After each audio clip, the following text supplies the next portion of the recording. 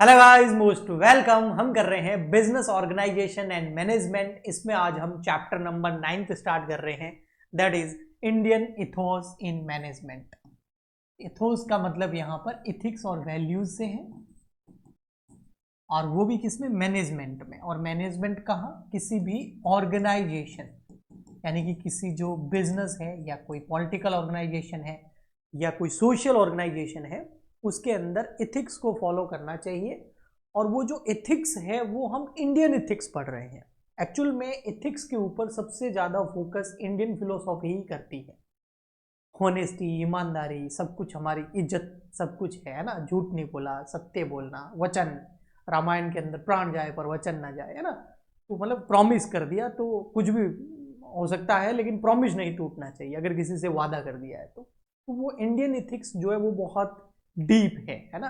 तो उसको हम स्टडी करेंगे और उसको कैसे मैनेजमेंट में अगर यूज करें तो उसके क्या बेनिफिट्स होते हैं हमको, वो सब कुछ हम इस चैप्टर के अंदर अच्छे से पढ़ेंगे। तो बहुत इंटरेस्टिंग चैप्टर है, बहुत अच्छा चैप्टर है। तो ethics and values foundation of Indian philosophy, मैंने जैसा पहले बताया, जो एथिक्स है और जो वैल्यूज है, ये इंडियन जो फिलोसॉफी है ना, उसकी क्या है? फाउंडेशंस है। पूरी इंडियन फिलोसॉफी सबसे ज्यादा फोकस जो है और सबसे ज्यादा जो इनकी नींव है वो इथिक्स और वैल्यूज ही है। एथिक्स मतलब नैतिकता, हॉनेस्टीज, है ना, ये values from the foundation of Indian philosophy. In India management is not only about the efficiency and profit. वैसे अधिकतर जो हम वेस्टर्न फिलोसॉफी पढ़ते हैं तो वहां पर जो मैनेजमेंट है उसका फोकस होता है किसी गोल को अचीव करना, और वो जो गोल होता है ना वो एफिशिएंसी हो सकता है, प्रॉफिट हो सकता है। बट इंडिया के अंदर जो मैनेजमेंट है, अगर उसको हम इंडियन कॉन्टेक्स्ट से देखें तो वो अलग है। वहां पर इथिक्स और वैल्यूज एफिशिएंसी एंड प्रॉफिट से भी ऊपर रखी गई है। It is also about Dharma, Karma and सेवा, है ना। ये हमको इंडियन फिलोसॉफी के अंदर देखने को मिलता है। अगर आप मैनेजमेंट कर रहे हो तो अपना जो वो धर्मा है ना, उसको फॉलो करो। अपना जो कर्म है, अपने जो एक्शंस हैं, राइट एक्शंस, उनको लो। सेवा यानी कि अपनी जो सर्विस है वो दो। अब इसके क्या क्या बेनिफिट्स होते हैं आगे बहुत इंटरेस्टिंग होगा ये chapter. Indian ethos teach that, क्या क्या टीच करते हैं हमको, तो देखिए, business is not just for a wealth creation. Indian ethics मानता है, इथोस मानते हैं कि जो बिजनेस है ना वो ओनली वेल्थ क्रिएशन करना नहीं है, धन कमाना, उसको इकट्ठा करना, वो नहीं है। It is also for the well being of the society. जो भी आप बिजनेस कर रहे हो, जो भी आप ऑर्गेनाइजेशन में जो भी आप कर रहे हो, सोशल ऑर्गेनाइजेशन है, चाहे आपका इकोनॉमिक ऑर्गेनाइजेशन है या पॉलिटिकल ऑर्गेनाइजेशन है, तो आपको सोसाइटी के वेल बींग को ध्यान में रखते हुए उस ऑर्गेनाइजेशन को आगे बढ़ाना होता है। ठीक है। Management are not only decision maker. Management only decision makers नहीं होते हैं। उन मैनेजर्स को जो है इन एथिक्स को, इन वैल्यूज को, इन धर्मा, कर्मा और सेवा को ध्यान में रखते हुए वेल सोसाइटी के भले के लिए काम करना चाहिए, न कि ओनली धन इकट्ठा करना। They are also trustees responsible for people and nature. तो ये जो मैनेजर्स होते हैं ये रेस्पॉन्सिबल होते हैं लोगों के लिए, और जो नेचर है, एनवायरमेंट है, उसके लिए ये ट्रस्टेड होते हैं। तो इनको रेस्पॉन्सिबल ठहराया जाता है अगर ये लोगों के साथ कुछ गलत कर देते हैं, एनवायरमेंट, नेचर के साथ कुछ गलत कर देते हैं तो। ओके जी। तो हमारे लॉज जो भी है उसमें भी इथिक्स बहुत देखने को आपको मिलता है। जो इंडियन एथिक्स है ये इंपॉर्टेंट ओनली इंडिया के लिए नहीं, पूरी दुनिया के लिए बहुत ज्यादा इंपॉर्टेंट है। Why Indian ethos is important today? उसके रीजंस है, देखो। बिकॉज मॉडर्न बिजनेस फेसेस जो है, देखो, ये जो एथिक्स है ये इंडियन फिलोसॉफी में है। आज के टाइम में इसको कितना इंडियंस यूज कर रहे हैं वो एक सोचने वाली बात है, वो एक चर्चा का विषय है। ठीक है। लेकिन यहाँ पर यही कॉन्सेप्ट आ रहा है कि अगर आज की टाइम में देखें, मॉडर्न टाइम में, तो ये जो इंडियन इथोस है ये बहुत इंपॉर्टेंट है। क्यों? क्योंकि आज के मॉडर्न टाइम के अंदर जो बिजनेसेस है वो बहुत सारी प्रॉब्लम्स फेस कर रहे हैं, क्योंकि उन इथिक्स को और इन वैल्यूज को वो फॉलो नहीं कर रहे हैं। वो प्रॉब्लम्स क्या क्या? करप्शन आपने देखा होगा, ठीक है। ग्लोबल कॉन्फ्लिक्ट्स जो हो रहे हैं वो इथिक्स को फॉलो नहीं कर रहे हैं, इसलिए हो रहे हैं। करप्शन भी इथिक्स एंड वैल्यूज को फॉलो नहीं कर रहे हैं, इसलिए हो रहे हैं। स्ट्रेस बहुत बढ़ रहा है, अनएथिकल प्रैक्टिसेस बहुत हो रही है। टेक्नोलॉजी में भी आप देखते होंगे कितना, इंडिया के अंदर भी आज के टाइम में तो बहुत सारे फ्रॉड्स होने लग गए हैं लोगों के साथ में, है ना। तो इसका मतलब वो इथिक्स और वैल्यूज को भूलते जा रहे हैं इंडियंस खुद आज के टाइम में। एनवायरमेंटल डैमेजेस भी होते हैं अगर आप इथोस को फॉलो नहीं करते। तो अगर आप चाहते हो कि किसी कंट्री के अंदर, किसी बिजनेस के अंदर, किसी ऑर्गेनाइजेशन के अंदर करप्शन नहीं हो, वहां पर और ग्लोबल कॉन्फ्लिक्ट्स नहीं हो, स्ट्रेस नहीं हो, अनएथिकल प्रैक्टिसेस बंद हो जाए, एनवायरमेंटल डैमेजेस बंद हो जाए, तो फिर आपको इंडियन इथोस को फॉलो करना चाहिए। So Indian values provide a human, ethical, balanced and sustainable approach to management. इतना कुछ बेनिफिट मिलता है इंडियन एथिक्स से। वेस्टर्न और इंडियन अप्रोचेज को हम देखें एज पर एथिक्स, तो देखिए क्या निकल के आता है। देखो, वेस्टर्न वर्सेस इंडियन मैनेजमेंट, दोनों में क्या फर्क है। इंडियन मैनेजमेंट में आपको इथिक्स मिलेगा। इंडिया वेस्टर्न जो अप्रोच है और इंडियन जो अप्रोच है, देखिए मैनेजमेंट के केस के अंदर, तो वेस्टर्न अप्रोच आप देखोगे प्रॉफिट सेंटर्ड होती है, जबकि इंडियन की जो मैनेजमेंट होती है वो प्रॉफिट सेंटर के साथ साथ ड्यूटीज और वैल्यू जो है उनको सेंटर में रखती है। इनका केंद्र ये होता है। जैसे वेस्टर्न अप्रोचेस जो है वो मटेरियल सक्सेसेस के ऊपर होती है। ये बहुत अच्छा पॉइंट है, मैं इसको एक एग्जांपल से समझाता हूं। अगर अपन वेस्टर्न वर्ल्ड में जाए, यूरोप वगैरह में देखें, तो वहां पर सक्सेसफुल किसको बोला जाता है। आपको बहुत अच्छा एग्जांपल दे रहा हूं, ठीक है, दिमाग में बैठेगा चीज। तो वहां पर सक्सेसफुल वो है जिसने कोई बिजनेस एम्पायर खड़ा किया और अच्छे लेवल पर पोजीशन पे चला गया, बहुत पैसा कमाया, वो सक्सेसफुल है। या कुछ नया इनोवेशन कर दिया, वो सक्सेसफुल है। तो टोटली मटेरियल सक्सेस वहां देखी जाती है। लेकिन इंडिया के अंदर मटेरियल सक्सेस तो है ही, कोई बिजनेस किया, किसी की कोई अच्छी पोजीशन पे चला गया, कोई एग्जाम क्रैक कर दिया, वो सक्सेसफुल माना जाता है। लेकिन साथ ही साथ अगर कोई संत है और वो अच्छे लेवल पे, जैसे हमारे प्रेमानंद जी महाराज है ना, ऐसे और भी बहुत सारे लोग, तो उनको भी सफल माना जाता है। उन्होंने सफलता हासिल करी है स्पिरिचुअल। तो यहां पर स्पिरिचुअल एंड मटेरियल दोनों के अंदर बैलेंस बनाया जाता है, दोनों को ही सक्सेसफुल माना जाता है। तो ओनली मटेरियल वर्ल्ड नहीं है इंडिया के अंदर, स्पिरिचुअल और मटेरियल दोनों। तो ये है दोनों अप्रोचेस के अंदर मेन जो है ना फोकस। आप स्पिरिचुअल अगर देखें तो जैसे प्रेमानंद जी महाराज है और भी बहुत सारे महाराज हैं, तो आप देखोगे वो स्पिरिचुअल बातें करते हैं, वो इथिक्स को हमेशा सेंटर में रखे हुए बात करते हैं। इथिक्स को, वैल्यूज को वो हमेशा प्रायोरिटी देते हैं, ठीक है ना जी। इंडिविजुअलिज्म मतलब वहां पर लोग अपना हित सोचते हैं, बस मेरा हो जाए बाकी भाड़ में जाए। लेकिन यहाँ पर कलेक्टिवली और हार्मनी के बारे में, सहयोग के बारे में, सबका भला हो, इस चीज पे ज्यादा इंडिया के अंदर फोकस किया जाता है, इंडियन मैनेजमेंट अप्रोचेस इसके अंदर।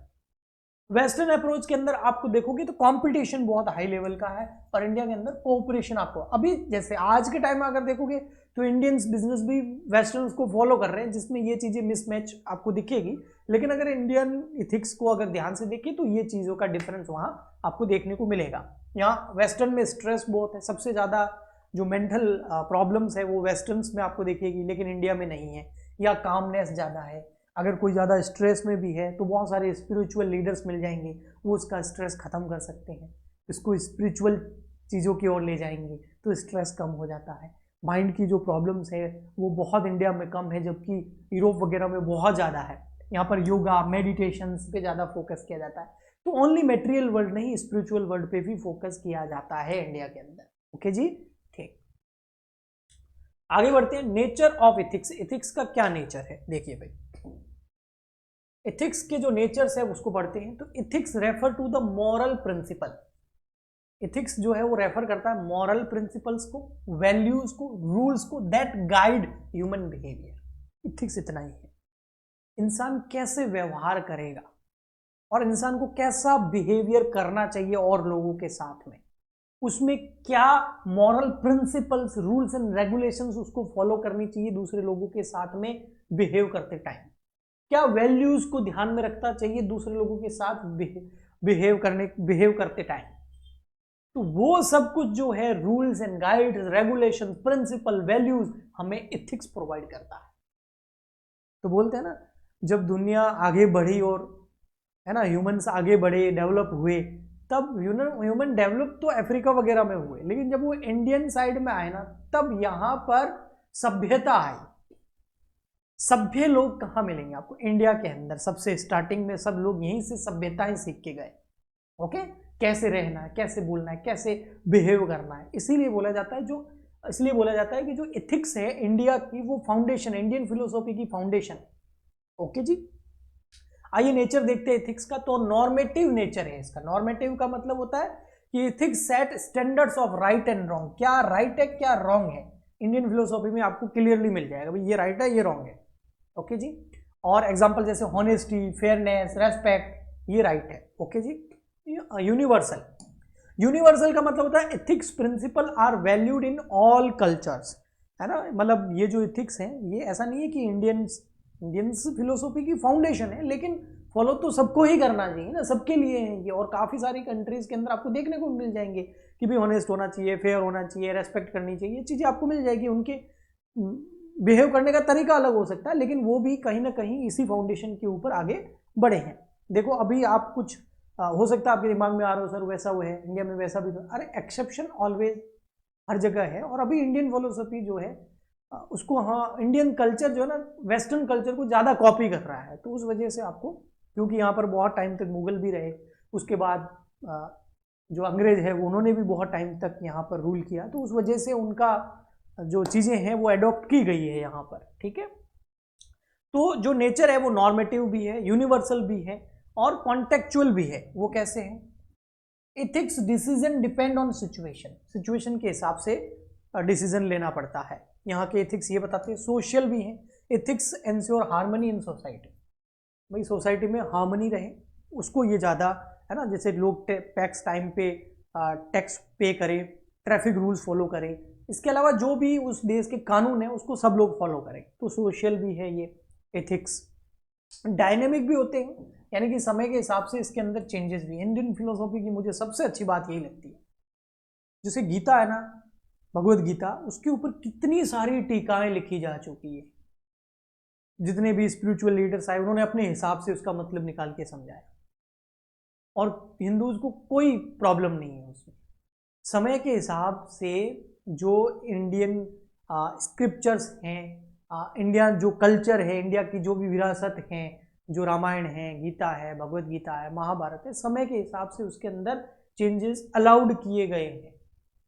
तो ये है ethics, ethical standard change with time. Okay, बहुत सारे ऐसे भी हैं जहाँ पर कुछ चेंजेस नहीं हुए तो वो आज के टाइम में फिट ही भी नहीं बैठते हैं ना, बहुत प्रॉब्लम और वो चीज़ें खराब होती है फिर वहाँ पर, है ना। जैसे today data privacy is a major ethical issues. ठीक है, ओके, हम बिजनेस पॉइंट ऑफ व्यू से देखें तो भाई ये चीज़ें ज़रूरी भी है कि भाई एथिक्स जो है उसका नेचर क्या, नॉर्मेटिव है, राइट और रॉन्ग बता देता है, यूनिवर्सल है, कहीं भी अप्लाई कर सकते हो, कॉन्टेक्चुअल है, डिसीजन मेकिंग में काम आता है, सोशल है, बिल्कुल आप सोशल में हार्मनी बनी रहे उसके हिसाब से ये एथिक्स बनाए गए हैं, डायनेमिक भी है, समय के हिसाब से आप चेंज भी कर सकते हो, based on reasoning and conscience, यानी कि नॉट ब्लाइंड फॉलोइंग, आपको ब्लाइंडली फॉलो नहीं करना, आप अपने सोच सकते हैं और रिफ्लेक्शंस की जरूरत यहाँ पर है। डिफरेंट फ्रॉम लॉस, लॉ से क्या अलग है, लॉ क्या करता है, कंपल्सरी होते हैं, जबकि एथिक्स जो है वो वॉलंटरी और मॉरल ड्यूटीज है, अपनी स्वेच्छा से आप एथिक्स फॉलो कर सकते हैं। बहुत सारे लोग जो है वो झूठ नहीं बोलते, प्रॉमिस करते हैं तो उसको निभाते हैं, उनकी कथनी और करनी एक जैसी होती है, जो कहते हैं वो करके भी दिखाते हैं। बहुत सारे लोग इसको फॉलो नहीं भी करते हैं, तो कोई कंपल्सरी नहीं है, लेकिन एथिक्स अगर कोई फॉलो करता है तो भैया कहीं ना कहीं उसको लॉन्ग टर्म में बहुत बेनिफिट होता है, शॉर्ट टर्म में हो सकता है उसको थोड़ा सा स्ट्रगल भी करना पड़े। बेनिफिट्स क्या होते हैं एथिक्स के, आइए वही देखते हैं। इंडिविजुअल बेनिफिट्स भी होते हैं, ऑर्गेनाइजेशनल बेनिफिट्स भी होते हैं, और सोसाइटी, सभी को एथिक्स को फॉलो करने से बेनिफिट्स होते हैं। अब क्या क्या बेनिफिट्स है आइए देखिए। फर्स्ट है बिल्ड ट्रस्ट, ट्रस्ट बिल्ड होता है भैया, भरोसा। ठीक है, ethics organisation earn public trust, जो भी ऑर्गेनाइजेशन एथिकल बिहेवियर एथिक्स को फॉलो करती है उनको पब्लिक का उन ऑर्गेनाइजेशन उन बिजनेसेस पे ट्रस्ट हो जाता है। जैसे Tata group is admire for its ethical practices, people prefer Tata products. Tata trust इसलिए बना दिया है क्योंकि हमें देश की सेवा करनी, तो वो पूरा का पूरा रतन टाटा ने पूरा टाटा ट्रस्ट बना करके देश की सेवा के लिए आगे बिजनेस को बढ़ाने का वो उनका गोल है। ठीक है, improve reputation, ethics increase brand value, अगर एथिक्स फॉलो करते हो तो ब्रांड वैल्यू जो है वो इंक्रीज होती है। रिड्यूस करप्शन एंड मिसकंडक्ट, आपके बिजनेस के अंदर अगर एथिक्स फॉलो करोगे तो आप कोड ऑफ कंडक्ट्स बना दोगे, रूल्स एंड रेगुलेशन बना दोगे अपने एम्प्लॉइज, अपने मैनेजर, एचआर के लिए, तो उस केस के अंदर फिर इथिक्स को फॉलो करते हैं लोग, और सब लोग उसी को फॉलो करते हैं किसी ऑर्गेनाइजेशन में, तो फिर फ्रॉड है ना, मिस यूजेज, ये सब खत्म हो जाते हैं।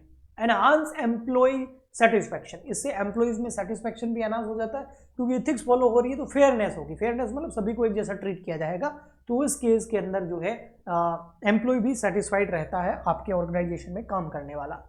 इससे इथिक्स से और ये फायदा होता है, एंश्योर लॉन्ग टर्म सक्सेस। देखो शॉर्ट टर्म में स्ट्रगल हो सकता है, अनएथिकल प्रैक्टिसेस जो होती है, जो भी कंपनी करती है वो शॉर्ट टर्म में गेन कर सकती है, बट लॉन्ग रन वो नहीं चल पाती है, फिर बंद हो जाती है। ओके, जैसे सत्यम स्कैम हुआ था, कंपनी कोलैप्स कर गई क्योंकि अनएथिकल प्रैक्टिसेस उन्होंने की थी। इथिकल जो चलता है वो लॉन्ग टर्म में चलता है। बेटर कस्टमर लॉयल्टी, कस्टमर फिर लॉयल होते हैं जो लोग इथिक्स को फॉलो करते हैं। सोशल एंड एनवायरमेंटल वेलफेयर भी बनाते हैं ऐसे लोग। बहुत सारी कंपनीज के ऊपर कंपनीज एक्ट 2013 हमें बोलता भी है कि भैया ये अपने प्रॉफिट का इतना 3% जो है आपको सोशल वेलफेयर के लिए खत्म करना है। कॉर्पोरेट सोशल रेस्पॉन्सिबिलिटी डिसाइड भी की गई है।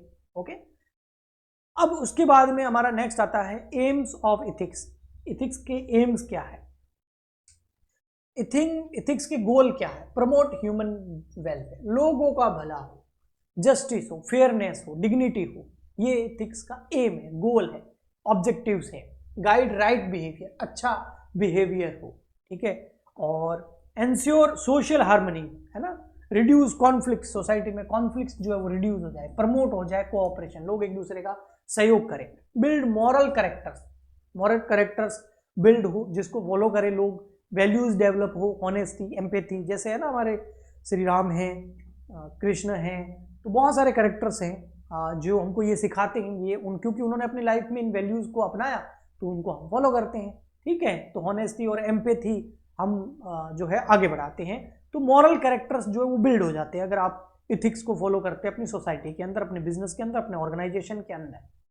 Create responsible institutions, responsible institutions भी क्रिएट हो जाते हैं जो सोसाइटी में कंट्रीब्यूट करते हैं। Balance self interest and social interest, और इसमें है ना, ये होता है लालच होता है ना खुद का ना, सब मेरा, उसमें और सोसाइटी में बैलेंस बन पाता है, इंसान अपना भी सोचता है, सोसाइटी का भी सोचता है। Okay, promote global piece and cooperation, बिल्कुल वसुदेव कुटुंबकम, है ना, कुटुंबकम, तो प्रमोट ग्लोबल पीस, मतलब दुनिया में शांति रहे और दुनिया में कोऑपरेशन रहे, ये इंडियन फिलोसॉफी हमें बताती है। नेक्स्ट लेक्चर के अंदर हम इसको आगे बढ़ाएंगे और अच्छे से पढ़ेंगे इसके बहुत डिटेल में प्रिंसिपल ऑफ एथिक्स, जिसमें हमें और मजा आएगा, ठीक है। सो आज के लिए इतना ही, मिलते हैं नेक्स्ट लेक्चर में, तब तक के लिए गुड बाय, थैंक यू।